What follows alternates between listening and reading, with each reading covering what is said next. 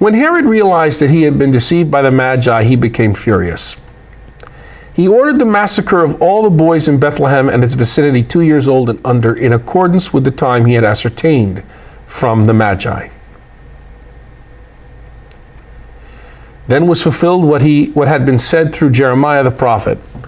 A voice was heard in Ramah, sobbing and loud lamentation, Rachel weeping for her children, and she would not be consoled, since they were no more.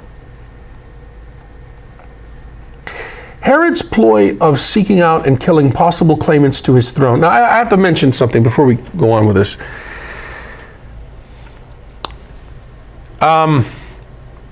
Herod killed children. He was obsessed. Herod the Great was he was obsessed with his own heirs, trying to take the throne from him. So he had his own children killed.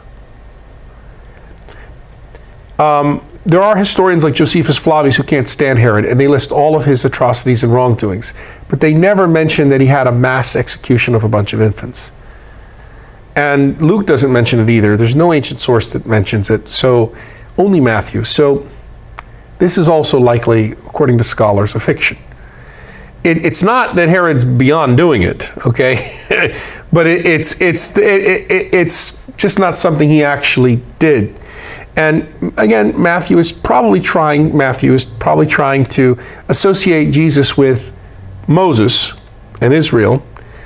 Pharaoh tried to wipe out Moses, so King Herod is like the new Pharaoh trying to wipe out the new Moses, the new Israel, the new Jesus.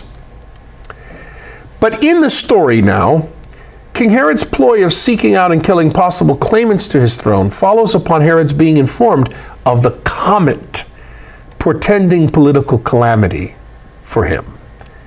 The inhabitants of the sky vault were believed in the first century Mediterranean world to form an integral part of the social environment of the period. The huge number of astral documents we have from the Greco-Roman period, including Israelite documents, makes it quite obvious that for the contemporaries of Jesus, sky, vault, and land constituted a single environmental unit, a single social arena. Matthew chapter 2, verse 23. He went and dwelt in a town called Nazareth, so that what had been spoken through the prophets might be fulfilled. He shall be called a Nazarene. Nazareth is here designated by Matthew with the usual Hellenistic term for city, polis. Like metropolis, right? Polis, city. But Nazareth in Jesus' day was hardly even what we might call a town.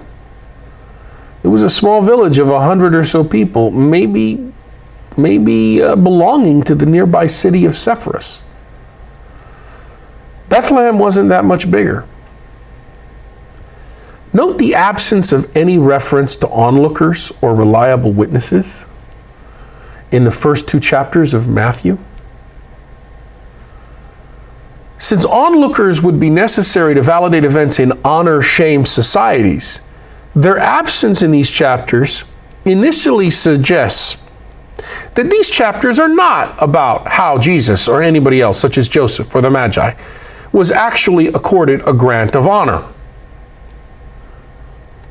But when we look deeper, given Matthew's assessment of Joseph as righteous and his description of the Magi as obedient to God's directives in stars and dreams, it becomes very clear that he would like the reader or the hearer to be the confirming public that such grants of honor require. You'll recall that honor is a claim to public value where you fit in the social order, the pecking order of the village or the society, and the public's recognition of this honor claim.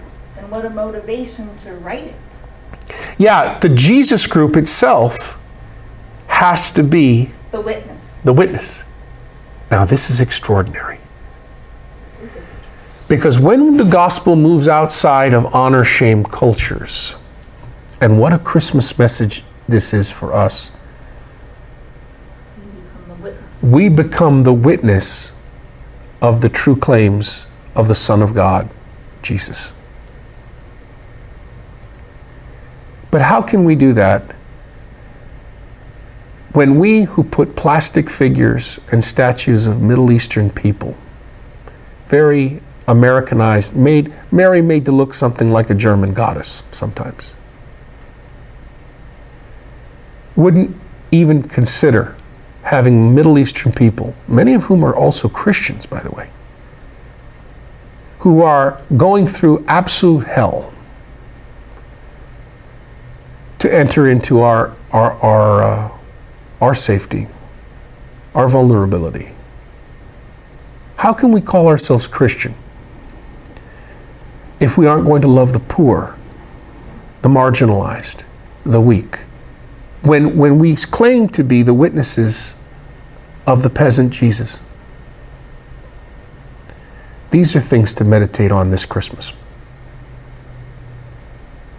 This has been the end of this part of the study, and we've covered our infancy narrative of Matthew. Merry Christmas.